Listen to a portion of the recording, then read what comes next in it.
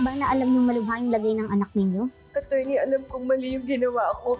Naging desperado ako. Naghanap po ako ng ibang masisisi sa nangyari sa anak ko.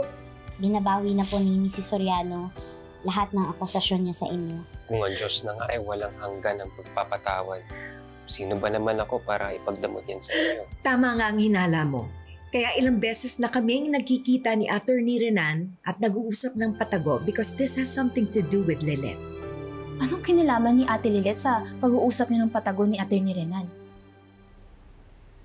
Come here.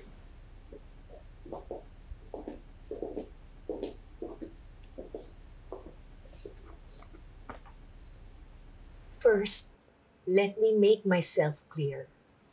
Wala na akong ill feelings towards Lilith. Tanggap ko na siya sa pamilya natin. Pero since ikaw yung anak ko, mas mahalaga ka sa akin.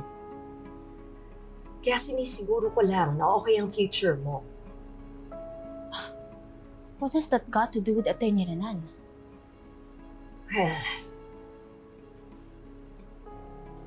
kinausap ko si Attorney Renan tungkol sa magiging hatian nyo ng mana, magkapatid, ni Lilith. In case mawala yung dad mo, na wag naman sana.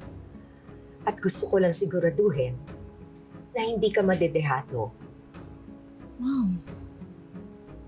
Ako ang nag-insist na makipag-usap sa kanya. At huwag niyang ipaalam na nag-uusap kami. Lalong-lalo na ayoko malaman ito ninyo ng daddy mo at ni Lilith because it's a very sensitive matter. At saka ayoko ma-misinterpret itong mga kilos ko para maging rason na mag-away ulit kami ng daddy mo.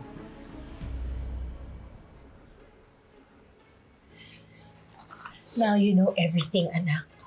Kaya sana, huwag mo kami pagdududahan ni Attorney Renan. Dahil wala kaming ginagawang masama. Are you sure? Yan na yung reason bakit nakikita kayo ng patago ni Attorney Renan? Why am I gonna lie to you? Trixie, you know that I love you. And I want you to believe me.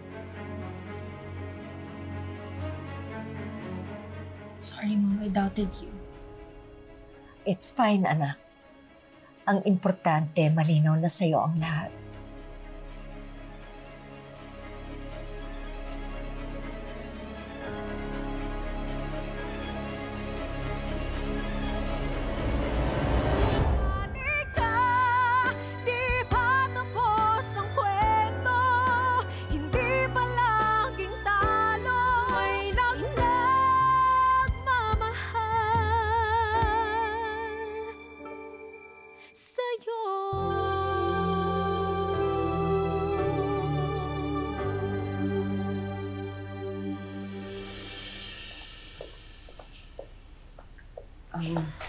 Attorney, maraming salamat po sa lahat ng tulong niyo.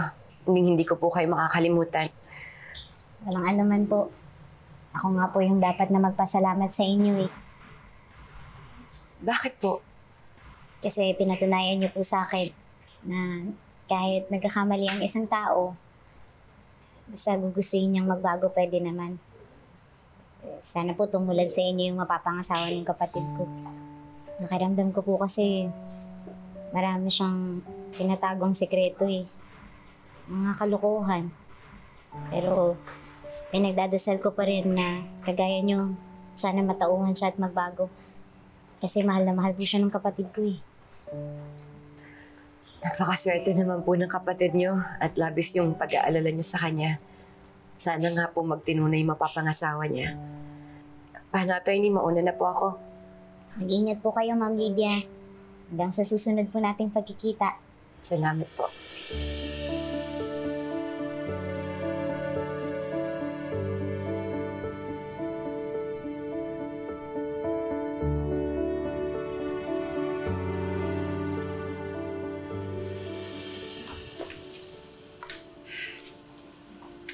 Here you go, babe. Andyan niyo yung 500,000 na withdraw ko para sa wedding reception venue at sa catering. All right, babe. Well, I've got this. Okay? para mabawasan na yung mga iniisip mo. Babe, what if samahan na lang kita? Kasi nag-worry ako na baka anytime balikan ka ng mga magnanakaw, baka may mangyari pa sa'yo eh. Babe, wag na. May kaya mo na to. Besides, bukas na yung hearing ng case na hinahandle mo. Okay, what you need to do is prepare and focus. Mag-iingat naman ako eh. Sige, tawagan mo na lang ako ha pag may problema. Tawa. Okay?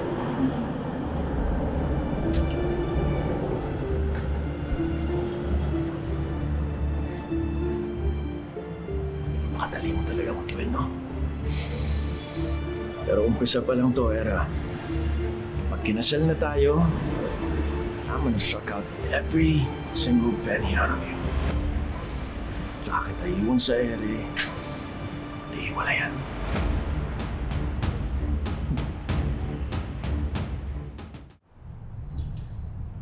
Pwede ba tayo makita?